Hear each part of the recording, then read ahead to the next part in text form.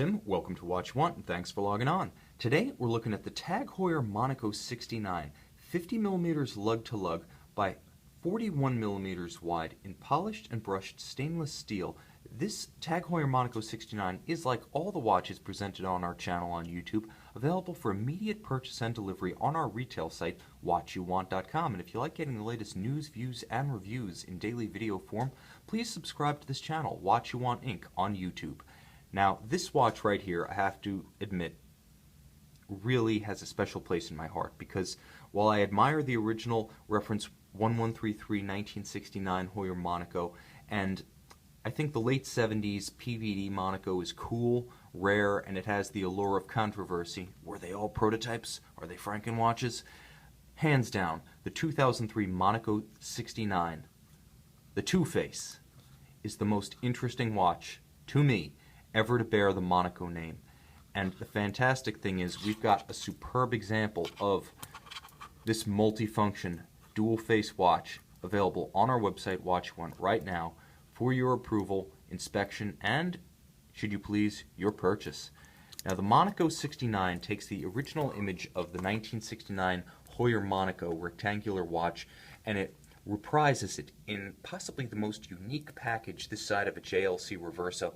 It's almost like a Reverso, a Monaco, and the early 80s Omega Equinox had some sort of hybrid progeny, and the Monaco 69 was the result.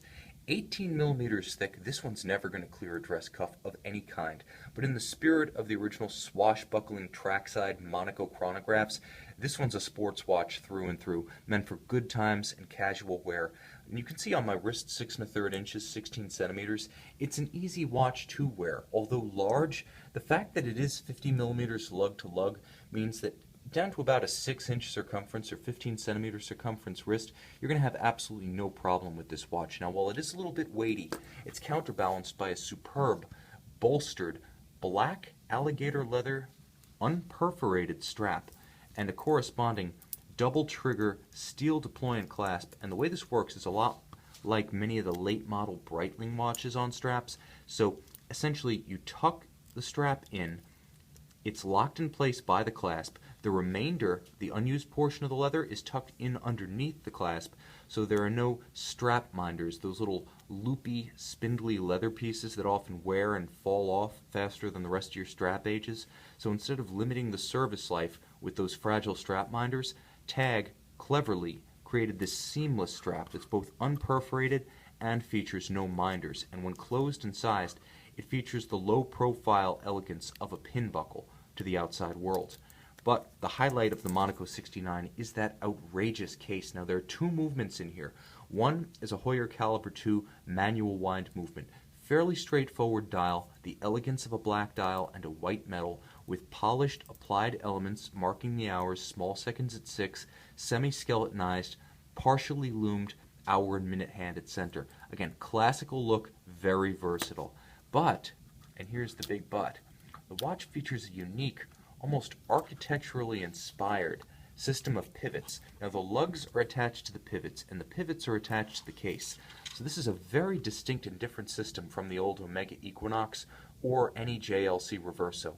And TAG engineers it to give plenty of clearance to the case, its crown, and its pushers when you're rotating it. For good measure, the case cradle is actually lined with rubber, very high quality natural rubber, that will prevent, ultimately, the secondary dial and crystal from coming in contact with the metal case back, even under rough conditions. And when you rotate the watch,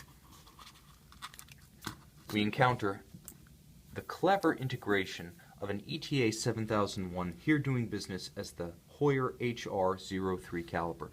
Multifunction, this one's loaded with toys. Now, you cycle through the functions like so. Now, it has a best lap memory function, up to 10 separate laps if you are using it for motorsport. It has a split-second chronograph.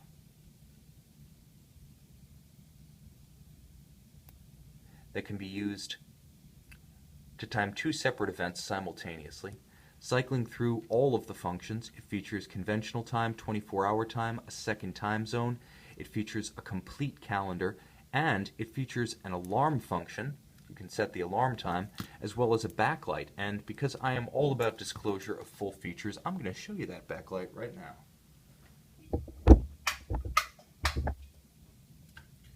bear with me while I find the backlight button. There it is. So you can see, truly a versatile timepiece, technically fascinating, and an intriguing piece of Heuer and Tag Heuer history.